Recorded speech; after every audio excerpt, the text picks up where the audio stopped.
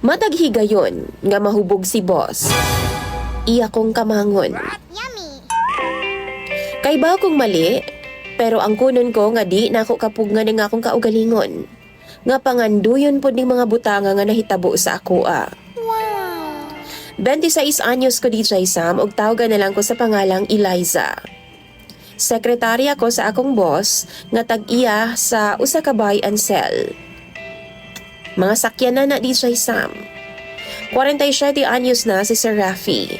Pero kisig gihapon, matipuno ug makaingon ko nga dream sa mga kababaihan. Isa na ko ana DJ Sam. Dili lang sakyanan ang negosyo ni Sir kundi naapay lain. Maong need ko niya sa iyang side adlaw-adlaw aron nga mag-arrange sa iyang mga schedule and appointments. Mao na nga akong trabaho. Naay mga higayon DJ Sam nga mag-out of town mini Sir. Duha gani ka beses, nag-uban ko sa iya sa gawa sa nasod. Pero ni adto nga time, kauban namo ang iyang tibuok pamilya. DJ Sam, unom na ko katuig sa akong trabaho. College pa lang ko na anak ko dinhi. Working student man ko DJ Sam. Pero nagsugod ang among krimen ni Sir Rafi. Dihang 21 anyos na ko DJ Sam. Atol sa business meeting to ni Sir DJ Sam ug sabay ko. Gikamang ko ni Sir. Ganahan jud pud ko DJ Sam ato nga time kay ang kunon ko crush kaayo nako siya. Niadto nga time no dili siya hubog pero medyo nakainom lang. Naka 3 rounds pa mi DJ Sam ni atong higayuna.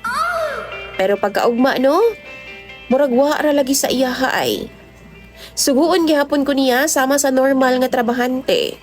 Why special treatment nga nahitabo? Pila na nakatuig DJ Sam nga nahitabo sa amo ani Sir Rafi. Kung di siya makainom, wa man pud noy mahitabo sa amoa. Pero kung makainom gani na siya, asahan na jud nako na DJ Sam nga kamangon ako niya. Maong ako pud sa akong side, mangandam na pudayon ko sa akong kwarto. Maligo na kong daan, manghugas na ko o magpahumot na ko sa akong pekpek. Di jud ko malimot DJ Sam nga magda og sexy nga mga pantulog.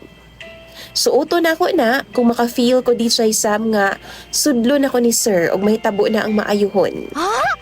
Baguhay lang DJ Sam. Tungod sa ako nang gikaingon pila naman jud katuig nga sigig na ay kahitabo sa amoa ni Sir. Mao to gikumpronta nako siya. Kaya ako amang pong nabalitaan DJ Sam nga buntis na pod ang iyang asawa. Sumurag nagselos og nalain ko. Nangutan ako sa iyaha DJ Sam. Kinsa bagyod ko sa iyaha? Unsa bagyod ang naa sa among duha? Pero nakuratan siya DJ Sam sa akong giingon. Kay wa daw siya masayod sa ako ang mga gipang istorya. Bisan unsa pa daw ang akong iingon DJ Sam, wa daw niya gibuhat ang tanan. Gisaysay na ako sugod sa sinugdanan. Pero ingon sa wa siya'y idea DJ Sam. Ingon pa gani siya no, kung maglain daw ang iyang lawas, hago daw kaay siya, usahay, nagadaman gidaw siya DJ Sam. Labi pa daw kung nakainom daw siya. Kung naaman gani daw higayon nga musud ko sa iyang kwarto DJ Sam kana wa daw na niya tuyua. Maong dapat ang akong gibuhat daw, pagawso na ako siya sa kwarto or di ba ka tamparuson kay aron makamata siya DJ Sam. Di daw niya sala ang nahitabo kay wa daw siya'y alam. DJ Sam, pila ka rounds pagani mi tagasulod niya. Kusog pa kay siyang muungad sa ako pagkahuman wa siya'y alam. Siya pa man gani muhubo sa akong sinina DJ Sam. Tapos maingon siya nga gidaman ra siya. DJ Sam giingnan ako siya nga di kumutuo. Pero giingnan man ka ko niya nga wa daw siya'y labot. Tuuhan daw nako ang gusto na akong tuuhan. Basta kay mao daw na ang tinuod. Naa daw siya'y health condition DJ Sam. Dapat wa daw ko nibigay. Ang ending DJ Sam, ako pa hinuon ang nansamantala sa sitwasyon. Mao to na uwaw gud ko sa iyang gipang istorya sa ako ay. Pila ka tuig niya ang gibuhat, tapos ingnan ra ko niya nga gidaman siya. Mangutana ko mga viewers, tinuod ba na? Naa bagyo'y health condition kunuhay nga ingon ana? Makatarunganon ba ang nahitabo? Sa karon no, mauwaw na gud ko mo duty DJ Sam.